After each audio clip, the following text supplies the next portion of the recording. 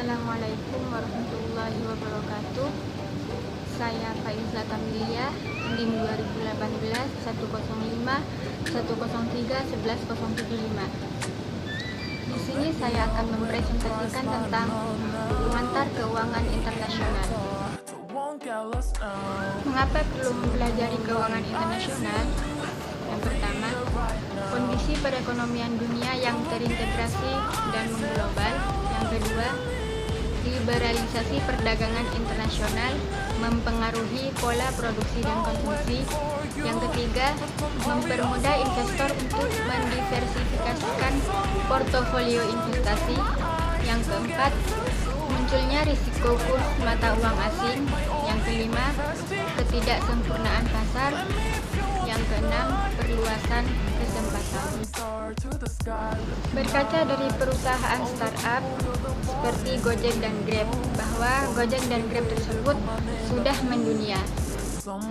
Kita lihat di slide selanjutnya tentang ekspansi bisnis Gojek. Dari ojek ke vintage, Gojek merupakan startup unicorn pertama di Indonesia. Sejak berdiri pada tahun 2010, startup yang didirikan Nadiem Makarim ini terus berekspansi dari jasa penyediaan transportasi ke jasa keuangan. Pada Desember ini, Gojek mengakuisisi 3 perusahaan vintage dan berencana melebarkan sayap bisnis ke luar negeri. Perjalanan bisnis pada tahun 2010, bulan Oktober berdiri dan melayani pemesanan ojek di Jakarta dan sekitarnya. Pada tahun 2015, pada bulan Januari, aplikasi diluncurkan. Pada bulan April meluncurkan GoFood. Pada bulan September sampai Desember meluncurkan fitur dan layanan baru seperti GoSend, GoBack, GoMessage, dan GoGlam. Pada tahun 2016, bulan Februari, mendirikan fasilitas R&D di India. Pada bulan April, meluncurkan GoCare. Pada bulan Agustus, sebagai unicorn pertama di Indonesia. Pada bulan November, meluncurkan GoPulsa. Selanjutnya pada tahun 2017, terdapat pada bulan Agustus, akuisisi Loket.com, transaksi GoPay mencapai 30% uang elektronik nasional. Pada bulan November meluncurkan GoBills. Pada bulan Desember, akuisisi Kartuku, Mitrans, dan Mapan. Pada tahun 2018, menjangkau ke 4 negara di Asia Tenggara. Ekspansi GoPay keluar dari sistem Gojek. Pasar keuangan internasional. Yang pertama, pasar uang internasional. Fungsi pasar uang internasional adalah menghubungkan dana dari deposan kepada peminjam. Motif untuk menggunakan pasar keuangan internasional digolongkan menjadi 3 kategori.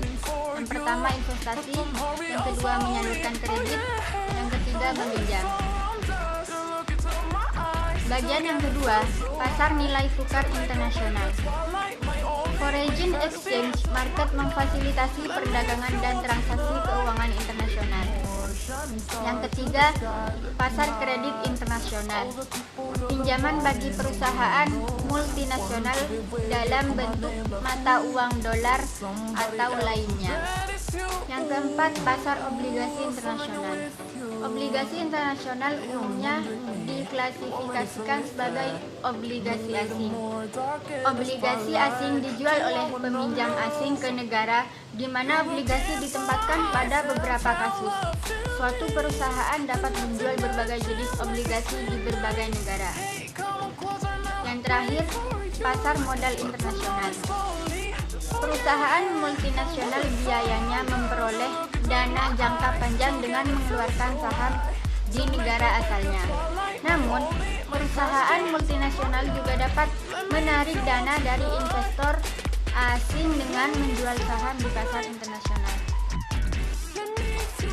Letter of credit, suatu surat yang dikeluarkan oleh bank atas permintaan pembeli barang, importir, di mana bank tersebut yang menyetujui dan membayar tagihan yang ditarik oleh penjual barang, eksportir. Yang kedua, cash payment atau advance payment. Biasa dikenal pembayaran di muka. Dengan cara ini, importir membayar terlebih dahulu kepada eksportir melalui perintah transfer bank. Yang terakhir, open account. Penjual terlebih dahulu melakukan pengiriman barang. Setelah itu, pembeli membayar melalui transfer bank ke rekening penjual. Cara dan alat transaksi internasional. Commercial bills of exchange, biasa disebut wesel atau trade bills, merupakan surat yang ditulis oleh penjual yang berisi perintah kepada pembeli untuk membayar sejumlah uang pada waktu tertentu di masa mendatang. Yang kedua, collection, merupakan cara pembayaran dengan menggunakan jasa bank untuk melakukan penagihan. Dan yang terakhir, konsinyasi, merupakan variasi lain dari cara pembayaran dengan open account. Perbedaannya adalah mengenai waktu. Pada metode konsinyasinya, pembeli berkewajiban mengirimkan harga pembayaran setelah pembeli berhasil menjual barang tersebut kepada pihak ketiga.